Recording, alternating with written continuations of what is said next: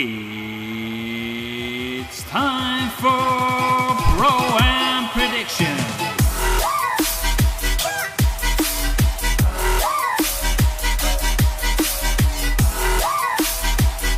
Hello and welcome back to ProAm Predictions. I am Paul O Dea and I'm representing the amateur side. And back again this week is representing the professional side is Bellator Bantamweight, Mr. Brian the Pike Man Moore. How are you doing, Brian?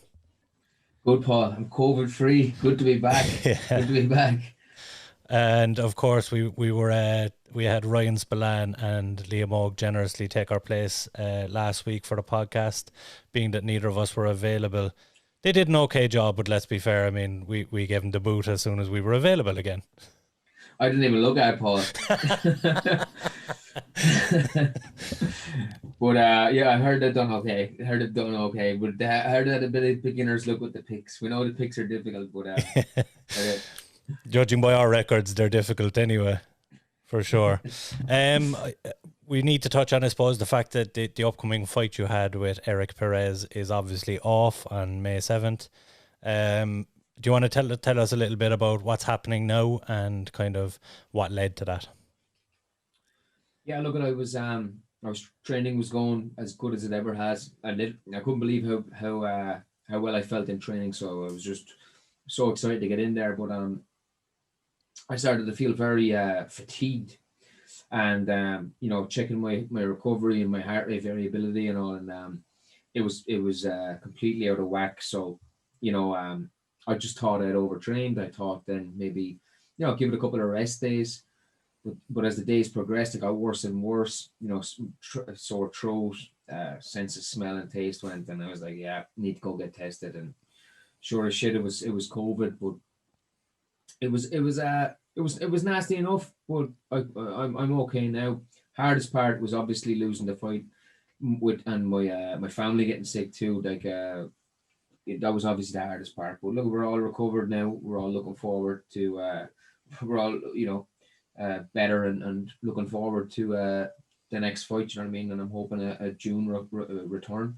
I'm already back training this week. Very good. This will be 14 in a row. I done a double session for the first time today. So it's all onwards and upwards, you know what I mean? I reached out to Eric personally. Yeah. And I said to him, look, I got COVID. I'd rather you heard it from me first. If you want to hang on and we can make it happen. But he was pretty adamant on getting matched, and he did. And I can understand where he's coming from. He's bills to pay too. Yeah, of course. So maybe we'll run it back again. But I reckon June I'll be in there. So maybe it's him, maybe it's someone else. And I suppose, obviously, look, ideally you'd like to get that fight, but if it's not him, is there any other names on the tip of your tongue that you would like to meet in there in June? I don't see the title fight on May 7th going too well for Sergio Pettis. I think Archuleta will decision him. I think he'll come out of it pretty unscathed, just the way both guys fight. So I'd like to fight Pettis. I think it'll be a quick turnaround for him, and it's a fight that I've wanted for a long time. Other than that, Jornal Lugo, he's been calling me out, so I'll always answer a good call out. He's ranked ahead of me, so I'm happy to throw down with him and give him his first real fight. Absolutely. And we never really got to touch on, I suppose, you getting into the rankings. Do you feel like now with your name on that rankings list that you know exactly what it's going to take to get you to that next level? I swear that's not COVID.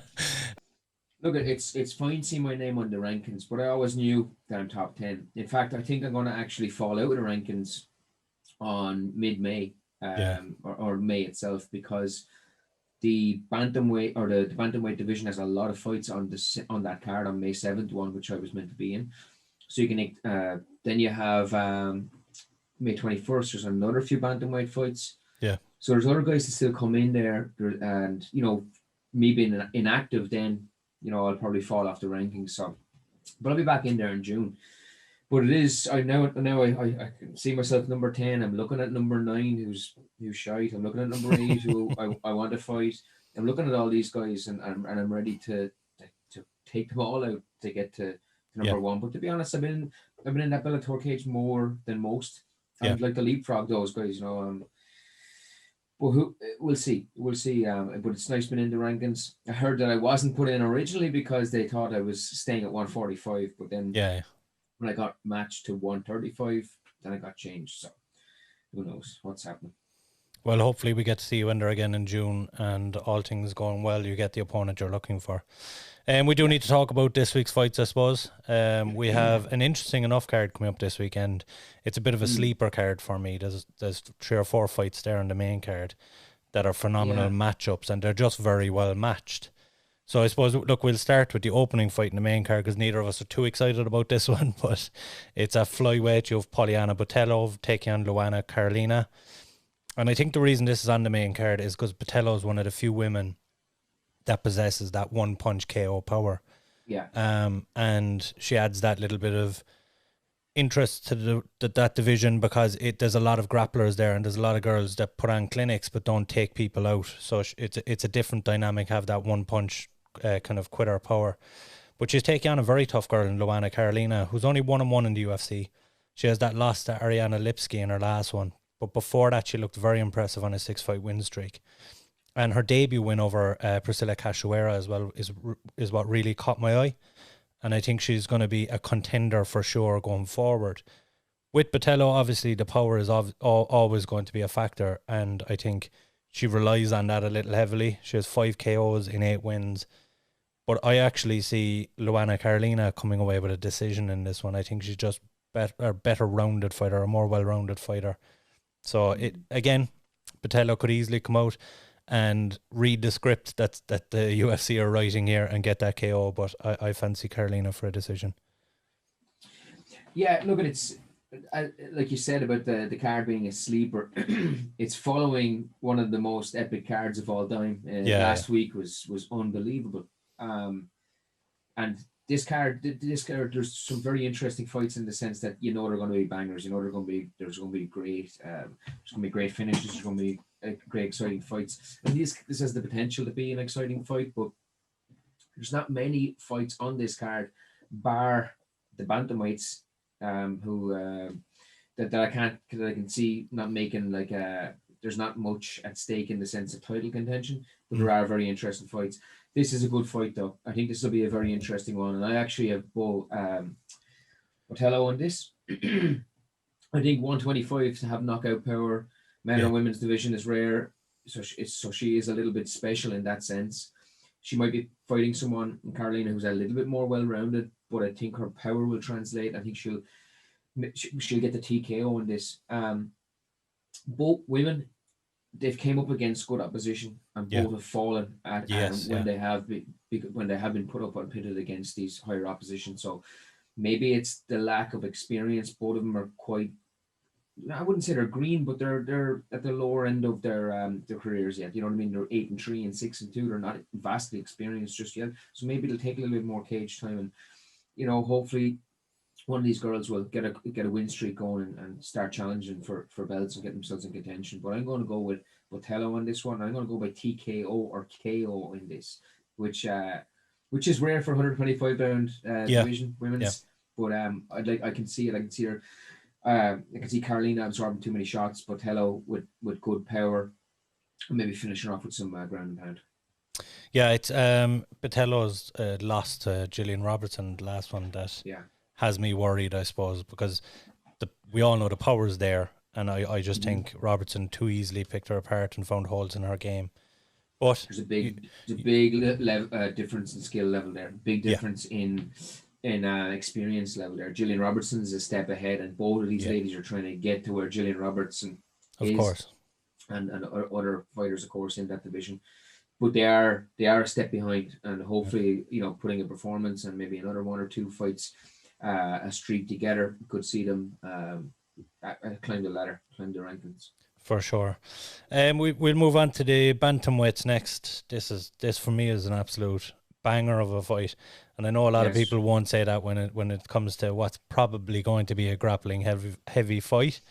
A lot of people won't be getting excited, but I think when Dvalishvili gets in there, he's entertaining from start to finish. Even if it's a style that generally isn't entertaining, he's able to make it entertaining with repeated takedowns and high intensity, and the guy just never stops coming forward. I've been very impressed with him, and I think he's been a little bit he's taken a little bit too long between fights. I know he's had a couple of injuries, but that's the reason his name has kind of dropped out of the discussion at the top of that division. But I can see him getting back up there with a couple of wins quite quickly. Let's remember his last 3 wins: Casey Kenny, Gustavo Lopez and John Dodson, all big names in that division, and he's on a 5-fight win streak. The guy generally goes to decision, so I can see him picking up a decision here against Stamen. But Stamen himself is no joke. He's coming off the loss to Jimmy Rivera in a close fight, and Jimmy Rivera, we know, is top 5 if not top 10 if not top 5, and he does have that win over Brian Kelleher as well. Interestingly enough, they're very similarly matched up in their UFC experience. So it's 5-2 in the UFC against 5-1 in the UFC, even though there's a little bit of a discrepancy that Stamen has had more fights overall. But I just do see Dvalishvili picking up a decision in this one. Yeah, I'm the same.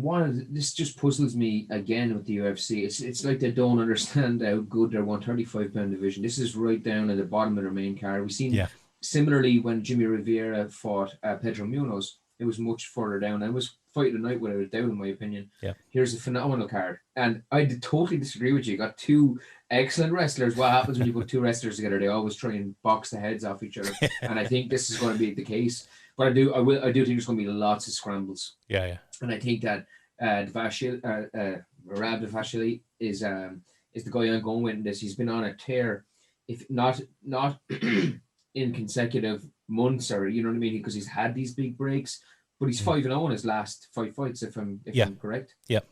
He's looked outstanding. He's taken wrestlers down with that brilliant single leg. It's rare that you see the single leg running the pipe work so well nowadays. It's like you go back 7 and 8 years ago, and jiu-jitsu submissions were a lot more prevalent and they were a lot more popular. And running the pipe was one of the main takedowns. You see it so rare now because people's wrestling and balance, I suppose, has gone much better. But he's able to just get it continuously. It's one of his go-tos. I think his wrestling. Stamen's wrestling is excellent too, but I think Dvalishvili with the role he's currently on, I think he's in it for the 15 minutes to go all out. I reckon if you put him in there for 25 minutes, he'd have the same pace. Yeah. And I think whether he's well-rounded or not, better well-rounded than Stamen, I'm not sure, but I do think he's grittier. I do think he's more motivated. I do think he's certainly on the crest of a wave, in my opinion. I think he's one of the more underlooked and underrated fighters, not just in the 135-pound division, but in the UFC itself. Yeah, for sure. And I think just touching on the single legs, I think it's just the intensity and the kind of the amplitude he puts into every single motion. It's all there's pop on everything, and everything is at 100 miles an hour. Like it's great to have balance, but if you're defending a single leg against a guy coming in that's at full sprint, it's going to be very hard when he turns and turns down the pipe. So you see a lot of people stop when they stop on the first maybe 1 or 2 steps when they run the pipe on the single leg. They stop because it's just they'll either turn into a double leg, or they'll stop and they'll come up with a body lock or something. But that's Dvalishvili for you. They'll keep going. He'll take 4 or 5 steps until your ass is on the mat. You know what I mean? But this is my favorite fight of the card. Yeah, and I said the same about Munoz and Perez that time. The 35-pound division, it's unbelievable, and I think that they should shine a little bit more light on it. And I think this should be a co-main event, in my opinion. I'd argue in the fact that my favorite fight is the co-main event, but we'll get to that. Well, let's be honest, right? When you look at a card, yes, you want to see exciting fights. Absolutely, this is an exciting fight. Is exciting, and it's a co-main event. I don't know, but what you want to see from each card is what fighters are going to step up a gear that are closest to title contention. Without a shadow of a doubt, either gentlemen who come out of this fight are closer to a title shot than anybody else on the card.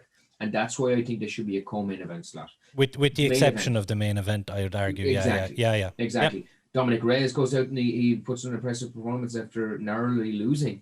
Yeah. The title, I know he lost his last fight quite bad, but anyway, we'll get to that one. But what I'm saying is you got lighter guys, and I think because of that reason, they're pushed down on the main card when they should look at, okay, Dvalishvili comes out and he goes 6-0 in his last 6 fights. You have to put his name up close to a title shot. Stamen comes out, he puts on the performance of his life.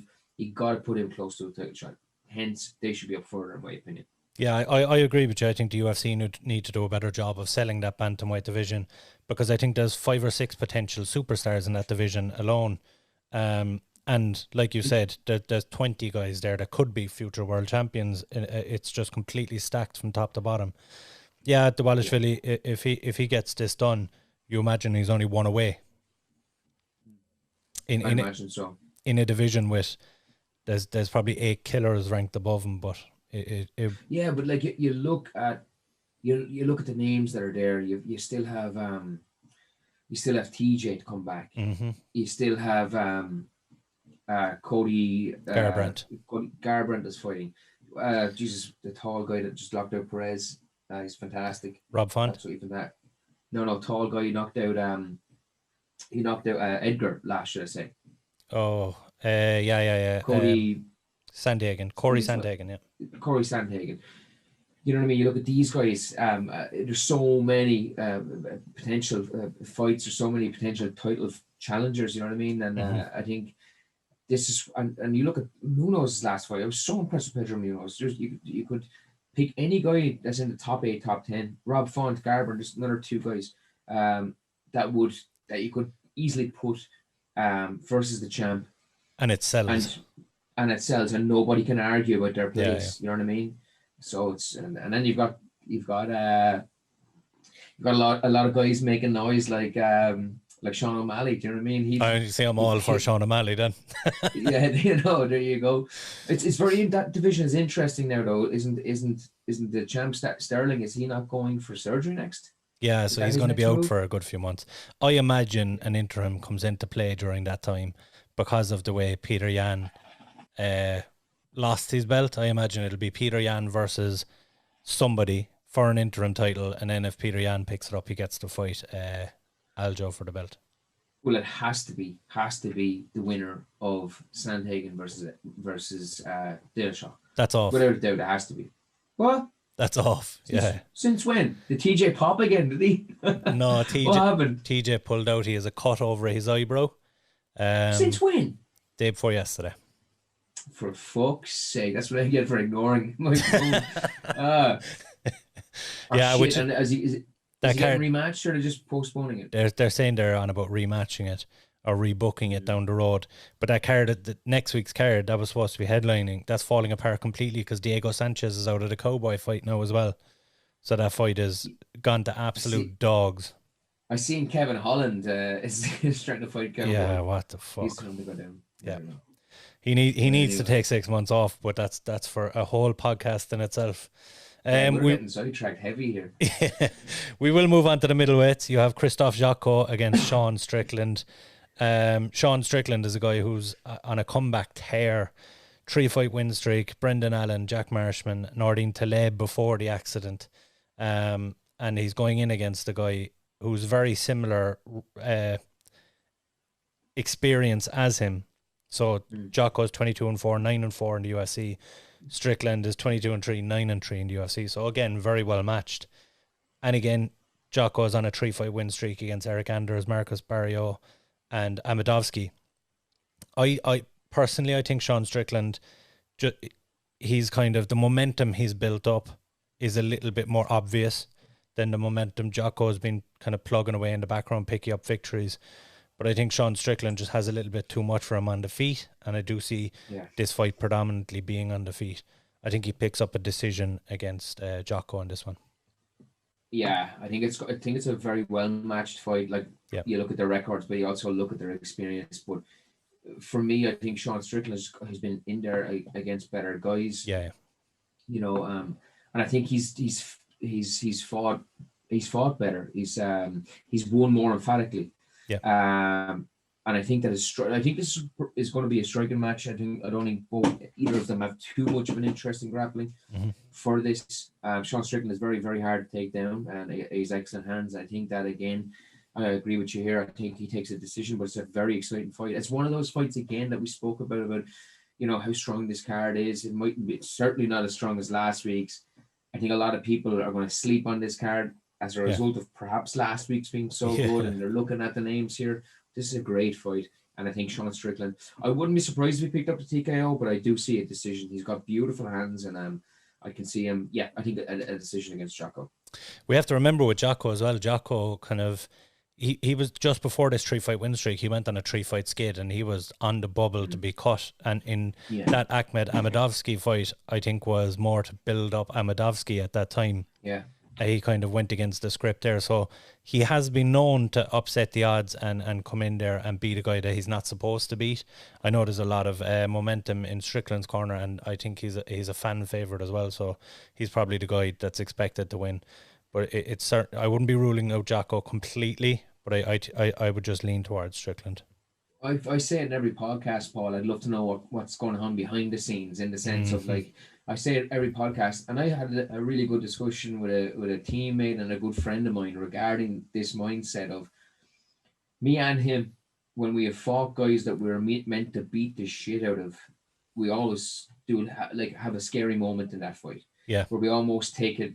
You don't mean to take it lightly. You don't mean to be complacent. But when you're meant to fight someone that you're an underdog in, you rise to the occasion. You have better moments, etc. You fight better, and this could be Jocko all over. He could be looking at Sean Strickland being the favorite in this.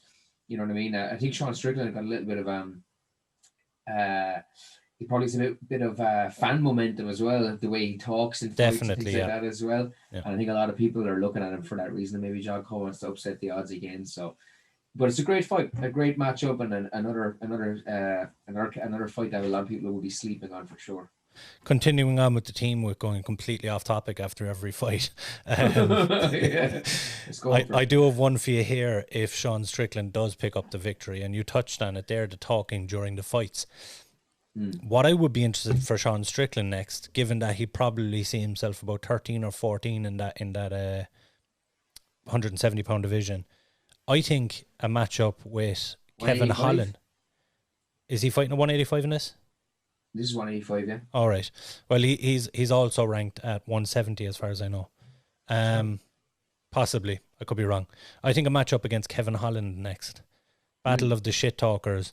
And I think Strickland is the right man to teach him a lesson, because even if he did start shit talking him, I think Strickland would enjoy that during the fight and be able to go back and forth with him. That's a fantastic fight. Yeah, that's a fight that again, hypothetically, and it looks like we're completely overlooking poor Christoph Jocko. Yeah, well, I kind of am, because I have Sean Strickland as one of my bets of the week anyway. But Strickland goes out, beats Jocko. Okay, he goes and fights that brilliant call of Kevin Holland, like you said. It's great because you have a chance for Kevin Holland to put on a good performance, kind of get him back in his good graces among fans. But Sean Strickland, it's making his star rise hugely. Yeah. It's a win-win. Absolutely, it's a great fight. And also, you're like Kevin Holland doesn't have that kryptonite wrestling that he has to worry, but he's going to get a guy who's up for striking. You know what I mean? So, yeah, I actually hope they make that. I think you're wasted on this podcast. I think you should be a matchmaker. People should be watching my matchmaker episode every week. I've had some absolute gems, and I've had 5 or 6 that have been booked already in the few weeks I've been doing it. Not that I'm actually playing a part in them being booked, but I'm obviously in the same wavelength as good old Sean Shelby. Send your CV in the Bellator, Paul. Yeah. Will do. Get me matched up with Sergio ASAP.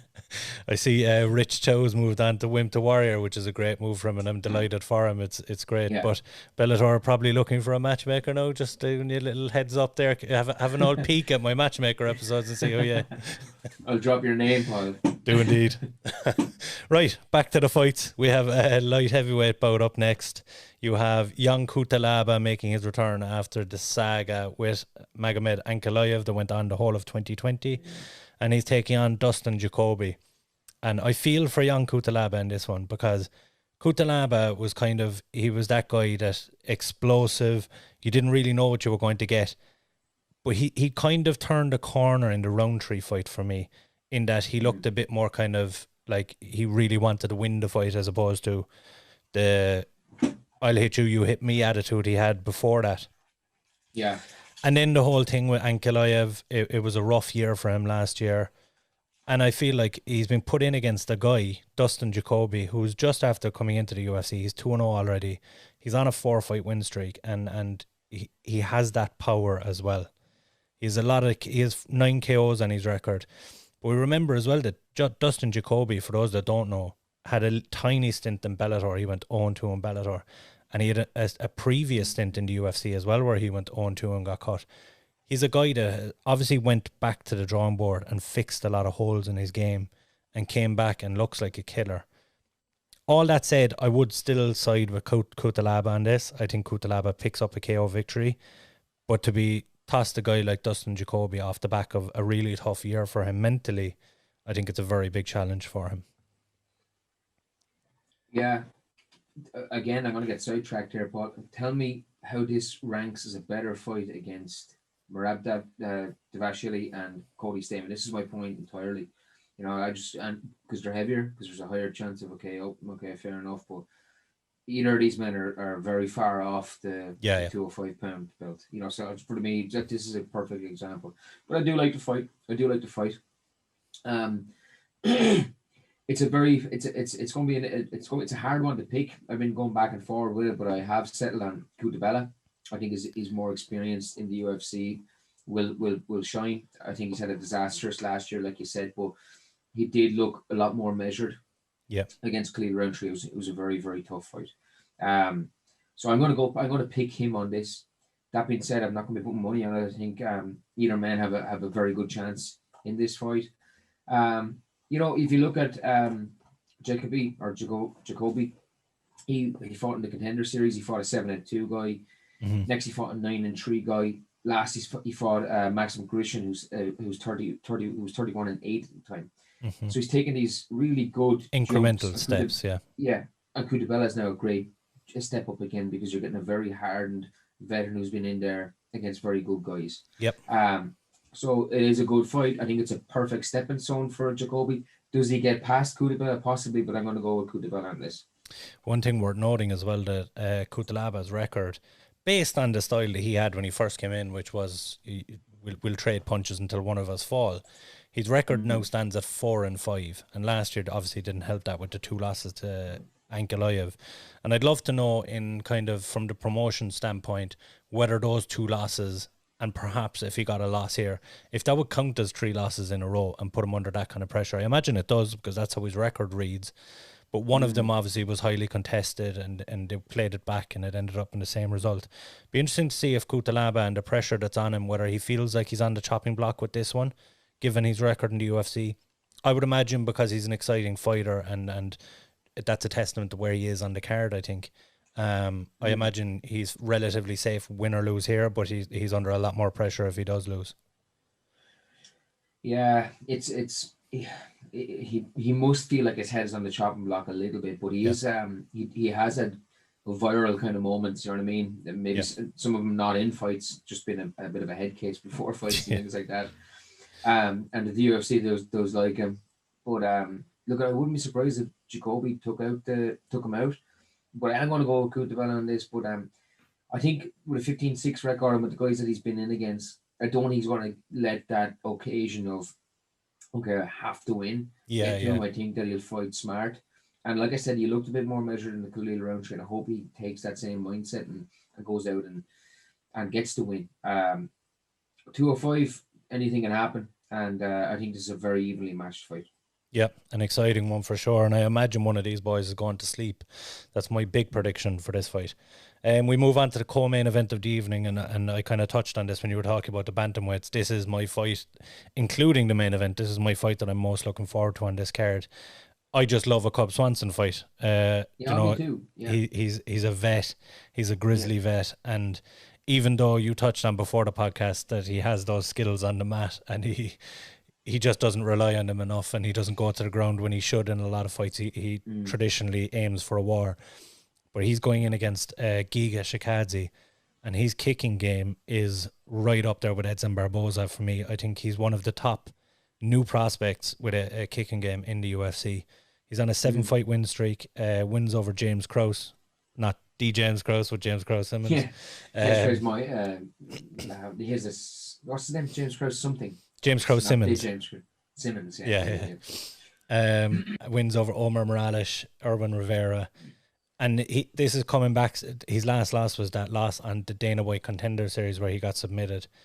The guy rarely gets taken out of there, and he's never been KO'd. And I think Swanson's key to victory here is to go back to his roots and go back to the wrestling and the jiu-jitsu. I just don't see it happening with Swanson. I think he just fancies himself too much on the feet. And why would you not, with wins over Poirier, Oliveira, Jeremy Stevens on his record, and of course the win most recently over Daniel Pineda and Gracie. He's 2 wins since the 4-fight lose streak, but I still feel like Cub Swanson feels like he has something to prove off the back of that, because he was always known as the guy that only gets beat by champions or number one contenders. I feel like Swanson's going to come out and want to put on a show, but I can see Giga getting a KO. I hate to say it, but that's what I foresee in this one. I have on this screen here, I have the fights on Tapology, and then I have my picks, and in red are the picks that I have to win. Yeah. And both these guys are marked red because I just cannot fucking pick. I will pick at the end of this though. Okay. Yeah.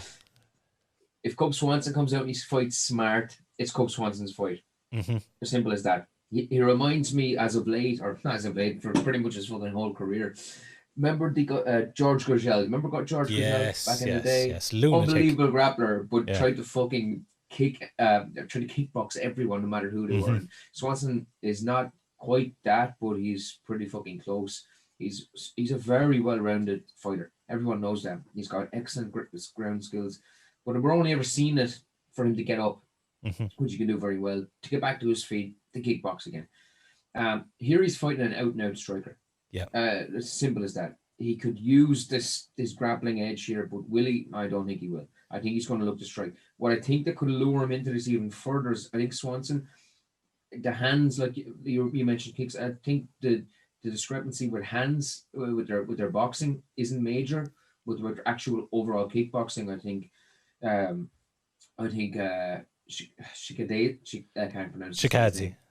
Shikadze has definitely the upper hand. You know what I mean? For a complete striking game. That being said, I think it's a big step up, and I think Swanson takes a decision here. I'm gonna think that he comes out to prove a point with his brain here, and tries to do it smart. He pushes him against the fence. He gets his takedowns. He goes for his takedown attempts, and Shikadze has sometimes not come out with the blocks a million miles an hour. Sometimes he can be quite complacent, and he can be he sometimes he question why isn't he pushing? Why is his volume not there? So it kind of depends on which Cub Swanson we're going to get and which Shikadze we're going to get. On top of this, Shikadze, it's his first co-main event. It's his first big step up in that sense, in the occasion, not just the opponent, but the occasion. Yep. How does he rise to that? And Swanson's been there for many main events, never mind co-main events. So I think with everything stacked, I'm going to go with Cub Swanson on this. And more so that I want them to win too. I'm a Cub Swanson fan. This is you're picking against me, but I'm secretly delighted one of us picked Cub Swanson. I know, yeah. Something I don't understand is why Swanson never made the drop to 135. He's super small. Yeah, he's a small guy, but I just think he's blocky as well. No, he's not. No, I stood beside him and I walked by him in Oklahoma. And I had to double check because as I walked by him, I was like, that looks like Cub Swanson, only a little brother or a little small version of him. You know what I mean? He's real small. He's really small. There's a touch of a call out there of Cub Swanson, Mr. Moore. Yes. Very good. No, go on. I'm a fan of Swanson. That's who I'm going to go with in this one. Very good. We do need to get to the main event. We're running a bit long on time this week. All our sidetrack business. But we have Dominick Reyes taking on Jiri Prochazka in the main event. Dominick Reyes, of course, look, he's coming off a 2-fight skid, but it's to Blachowicz and John Jones. There's no arguments to say that the guy doesn't belong there at the very top of the division. The one question I would have is who he beat to get to that point. And Jiri Prochazka is a question mark. He's 1-0 in the UFC. He came in with that spectacular KO of Volkan Ozdemir last year, and there was people calling for him to be the breakout star of the year after one fight, which is nonsense to me. But it's the hype that is around this guy. Wait, no, whoa. You are Chimev's biggest fan. You know that, and he had what, one fight, and 3. You were wanting to get a title shot. He had 3 fights. When he had one fight, you wanted him to get a title shot. He had 3 fights, went 3-0. Listen. When he was 1-0, when he was 1-0, did you or did you not want him to fight for the title next? That's Mr. Hamzat Chimaev. That's a different story. We won't get into it. But yes, Jiri Prochazka, and it's because of the hype that's coming with this man. He's 12-1 in Rising before his UFC stint, and he was the champion over there. And he picked up big wins over there. King Mo, Fabio Maldonado, CB Dollaway. And he just came over, and people were expecting him to be a top 5 guy as he signed. So I think that's the reason that there's so much hype behind him. I buy into the hype. I think his kickboxing is some of the best we're going to see at 205. I think him and Vadim Nenkov as technical kickboxers are probably the best at 205 in the world at the moment. And I think this is a terrible stylistic matchup for Reyes. Coming off the back of the 2 losses, I feel for him.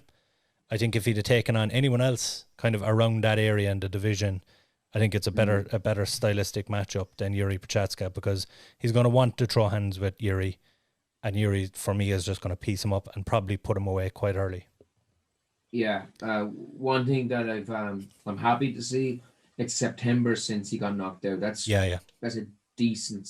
It's a pretty decent stretch. He didn't jump straight back in, and it was a bad knockout, so he needed that. But you know, you look at his this is Reyes now I'm speaking of. So he's been given that time to recover, for his head to recover, etc. Because too often you see guys getting knocked out to jump back in a couple of months later, and you know it just takes a jab for him to get wobbled. You know what I mean? So he's had that time to recover from that. Before that Jan Blachowicz fight, he looked fantastic. Mm-hmm. You know, the Chris Weidman knockout, beat Ozdemir, beat St. Preux, but and looked damn impressive against John Jones. Mm-hmm. So I almost feel bad for not picking him. I'm going with Prochazka on this. Again, like you look at his record in Rising, it's 12-1. It's absolutely fantastic. He's beaten some big names. Now, some of them, yes, they were over the hill. He looked very impressive in all his outings.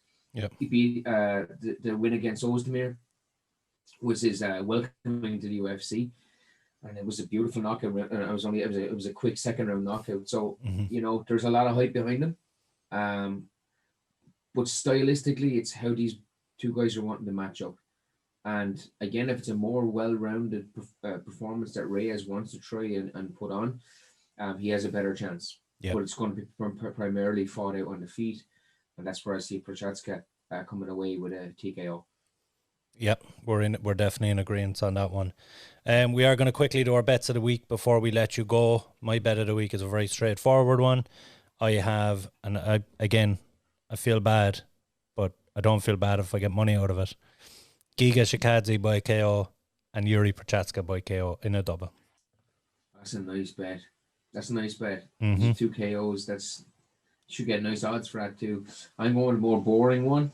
I'm going to go Sean Strickland and Merab Dvalishvili to win. I'm not going to pick a method because I think both would be by decision. But there's a question mark on whether Sean Strickland will get the TKO. But I'm going to go with 2 wins by decision. Yep, very good. We will put the odds on screen as we're putting it out. Thank you very much for tuning in, and thank you, Mr. Brian Moore, for coming back and joining us after your 2-week hiatus. It was a pleasure. We yapped on. That must have been a 4-hour podcast, was it? I mean, it's up there. Yeah. There's gonna be some editing to get this one down. Yeah, we must have missed each other the last few weeks. Or something. We were like 2 fucking hour women. Yeah, exactly. Anyway. It was a good one. Pleasure. Be sure and subscribe on YouTube. Go to the YouTube channel, hit subscribe, like the video, all the good stuff. And thank you for tuning in. We will be back again next week. Thank you.